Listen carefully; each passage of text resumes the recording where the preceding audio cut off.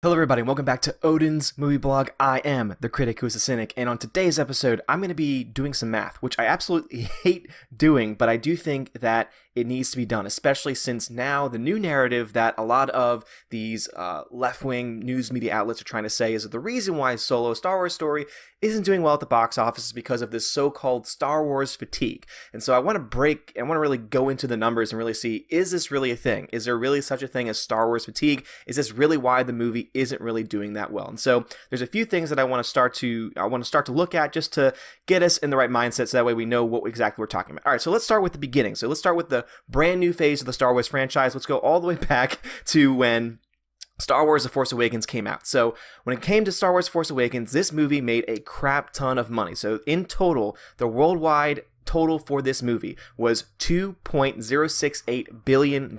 So a crap ton of money, made a huge amount of money, and it makes a lot of sense. There was a lot of hype around this film. A lot of Star Wars fans were very excited because it was the first film since the prequels that we had gotten, and so a lot of people were excited, but also it was a really good film, and so therefore word of mouth was very positive, and so a lot of people not only saw it once, but saw it twice in theaters, invited others to go see it, told others to go see it in theaters, and this makes a lot of sense, especially when we look at the overall ratings for the film, because according to Rotten Tomatoes, 93% of critics liked it, and 88% of audiences liked it. So we have two positives there, and so therefore it makes a lot of sense that this film would have made a lot of money at the box office. Now let's go to the next film that came out, which was Rogue One. So this was a little bit of a different animal, because this is the film, was the first of these a Star Wars story. So these solo projects where it was a one-off, not meant to be a sequel, not a part of the episodic series, and so it was really the first time that this had ever happened. So a lot of people assumed that it probably would not have made a whole lot of money, and in the end, though, it still made a little over $1 billion. It made $1.056 billion at the box office. So again, still a very respectable amount of money, still not as much as the first film, but still respectable nonetheless, and it makes sense because, once again, we see an 85% rating from critics, 87% from audiences. So again, positive all around, so enough for people to say, hey, go out and see it. Now, the reason why this didn't make a lot of money is because, again, it was not a part of the episodic series, so it did not have the memorable characters like Luke Skywalker, like Leia, like Han Solo. So these were movies that kind of had to build upon themselves. So of course they were able to make money based off the Star Wars name and the Star Wars brand, but they had to be their own animal in a lot of ways because they were in a way in their own universe in this way. So that's what the Star Wars stories were meant to be, is meant to be these one-off stories that help to expand the universe but don't help to really forward the overall story. So it makes sense that this film would have only made $1 billion, but still, it made $1 billion. It still made a lot of money. And also it had good audience ratings, good ratings from critics as well. That leads us to the next film, which is Star Wars: The Last Jedi, and this is where things start to get interesting. So this is a film that got really good positive reviews from critics, 91% from critics, but a 46 rating from audiences. Now, this was a very divisive film, as we've been talking about this for a very long time. There's a lot of other channels that have dedicated hours and hours of content talking about all of the problems with Star Wars: The Last Jedi and the direction that it goes in, and how the people behind it are essentially of the mindset where they don't care about the fans. They just want to make something new. They want to destroy the old to make something new. And audiences did not appreciate that. Again, 46% on Rotten Tomatoes, a rotten score from the audience ratings. And when we look to the numbers, though, and this is where some people say, oh, well, this could be evidence for fatigue, but this is evidence of something else, again, when we actually look at the raw numbers. And so when we compare the two films, so Star Wars: The Last Jedi made $1.332 billion. So still made over $1 billion, still made a lot of money. However, compared to The Force Awakens, it was a 35% drop. Yeah, I did the math on it, and I hate myself for it, but it was a 35% drop. And people ask then, well, why was there such a huge, because 35% drop is huge. That's a large number. Again, when you're going from $2 billion to just over $1 billion, that's a huge amount of money that's being lost. And so the question's asked, well, why did this film make less? And to me, the only logical reason is because the audiences were not spreading good word of mouth, said this is not a movie that you should see, that there's a lot of problems with this film, it does things that are just not very good, and it makes sense. It matches up with how much money the film made. But if that's not enough, there is an article that I was able to pull up from back in 2017 talking about this very issue on IGN, and it quotes a Forbes article on this very topic about what the drop was after week one, because this is something that is also very important. When you see how much a film drops off after week one, it usually tells you a lot about word of mouth. It also tells you about how the film's going to do overall in the rest of its run. And Star Wars The Last Jedi had a 68.9% drop, so roughly a 70% drop from week one to week two. Now, the question then is, well, why is that the case? Is it because of Star Wars fatigue? Was there Star Wars fatigue back then that led to such a drop? No. It was because it was not a very good film. It was because it divided the fans, because it made the fans feel like they were just being crapped on. And again, that's something that everyone has been making very vocal here on YouTube, on Twitter, everywhere, talking about now Solo, a Star Wars story, because again, these people who are running it, Kathleen Kennedy, Rian Johnson, all these big people behind these stories don't care about the fans. And they've been basically very open and honest about how they don't care about the old Star Wars. They're trying to make something new. And it's all fine and dandy to try and make something new and make something great. But if it's at the expense of pissing off the fans, and it's at the expense of basically just ignoring what the fans want, that can be very problematic, and that's why we see a 70% drop for Star Wars The Last Jedi. Now, I did some math again, dear Lord, so on the drop between Star Wars The Force Awakens and Star Wars The Last Jedi, and so we bring that same 35% drop, we bring that same percentage, and I think that's a minimum percentage. I think that that's about the smallest that it's going to be, because when it comes to Solo, a Star Wars story, we see something very similar to what we saw with The Last Jedi, where the critics are even less enthused about it, still remaining around 71%, and then audiences are around 54-55%. It fluctuates on a daily basis. So this is a very divisive film, just like Star Wars The Last Jedi. Again, so having seen it, I can tell you that it was not a very good film either. I gave it a C in my review because there's just a lot of problems with it. You can tell that it's just really all over the place.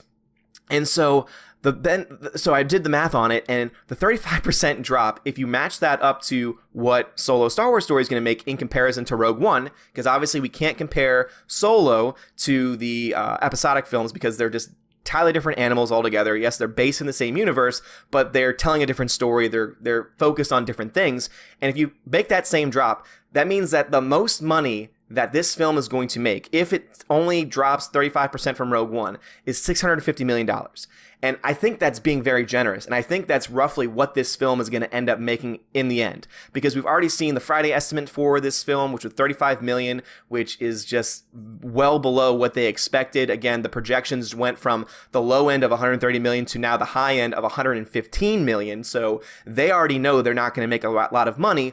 And I've already predicted that we're going to see at least a 60% drop. So now that I've actually gone back to see what the drop was between week 1 and week 2 of Star Wars The Last Jedi and how it was 70%, Solo could very well drop 70% as well. And if that kind of drop happens, there is no way that this film can recover. There is no way that this film is going to make the money that it needs to in order to make up its budget and then some. So this film, if it makes $650 million, because the budget was $250 million estimate, because not only did they shoot the film, but they had to do reshoots. Just for comparison, Rogue One was shot for $200 million, and so that sounds just about right, if not a little low. But also, too, it spent billions, or rather millions and millions of dollars, tens of millions of dollars on marketing. And so that's why Forbes and other news online sites suggest that it was somewhere between $400 and $500 million for the total budget, for the total amount of money that they spent on this film. And if this movie is only making $650 million, that's barely over budget. That's essentially a bomb in most big budget films. That's essentially, that's even lower than the $673 million that Dawn of Justice made, Justice League made.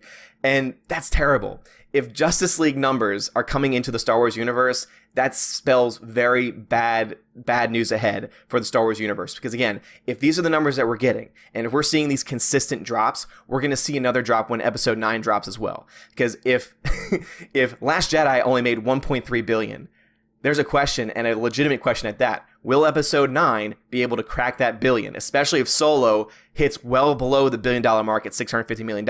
I think it's very possible. But this whole idea of Star Wars fatigue, it's only been 5 months since the last Star Wars film, it just does not hold water when you actually look at the numbers itself. And probably the best argument against that, too, is, okay, well, then why isn't there Marvel fatigue? They put out a film roughly every few months as well, and yet each one is able to get high positive ratings and able to make a crap ton of money as well. They're able to make back their budgets because they're usually made for less money, and also they're able to please the fan base overall. So we have to understand, and we have to look at what might actually be causing this drop in numbers, what might actually be causing this. And it's the fact that, and this is something that most mainstream news media outlets are not wanting to cover, is that one, there is a very vocal group of people, I wouldn't say a majority, but a very strong group of people, if you want to call them a minority, you can, but still strong enough, who are not going to see this film, who are talking about this film, and who are not suggesting other people go to see it either. And so there's, of course, the group that's boycotting it. There's the people who are buying tickets to other films and then going to see this film instead, which is what I did. But then there's also people who say, I don't care. I mean, I have friends who I've talked to who say, yeah, I really don't care about this film. Every trailer that I've seen, it's just really not compelling. It doesn't really make me want to go see it. And I totally understand that. And so we can't just say, oh, it's Star Wars fatigue. Could it possibly be, for those who are saying it's Star Wars fatigue, can you possibly say that it's just that it's not a great film and that the behind the scenes crap that's been going on is influencing the numbers? I think you can. Again, based on the numbers that we're seeing, based on the numbers that we're getting, there's really no other argument that you can make. If you say Star Wars fatigue, that's just a cop-out argument because it doesn't hold up to other franchises that are out there that are still going strong after 10 years. Again, Marvel's been going for 10 years now and has made 20 films, and every single film has made a crap ton of money. Again, so where's the Marvel fatigue? Everyone thought that Avengers Infinity War was not going to make money because of the so-called fatigue of the theater. And yet it still made a crap ton of money. Could it possibly be then that these films that they're putting out, that Lucasfilm is putting out, just aren't that great and are spitting in the face of fans, and that's the reason why they're not making money?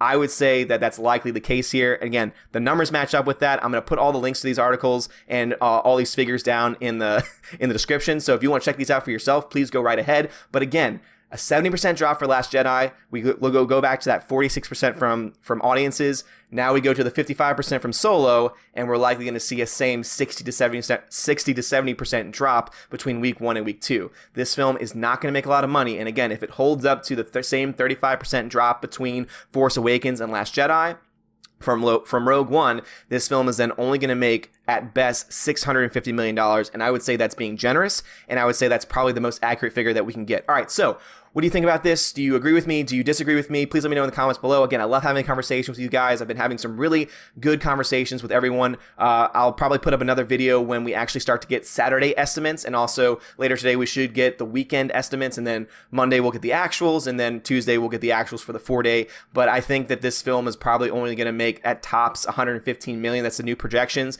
Again, I'm still holding on to my $130 million because, again, I do think that there is some room for this film to make up some money over the holiday weekend, but just based on everything that we're seeing, I honestly think that more and more every day, I think that it's not going to make over $115 million. And if that's the case, this film is not going to get to $1 billion. That I can say, and I said that in a previous video, that I can say very confidently, this film is not going to make $1 billion. And based on the math, it's going to only make $650 million if that holds up. If the percentage is even worse than that, then it might only barely make back its budget or even less than its budget. And that would just be a train wreck. So guys, if you like what you heard, please give me a thumbs up, give me a subscribe. I would love to hear from you guys. And as always, have a great day and God bless.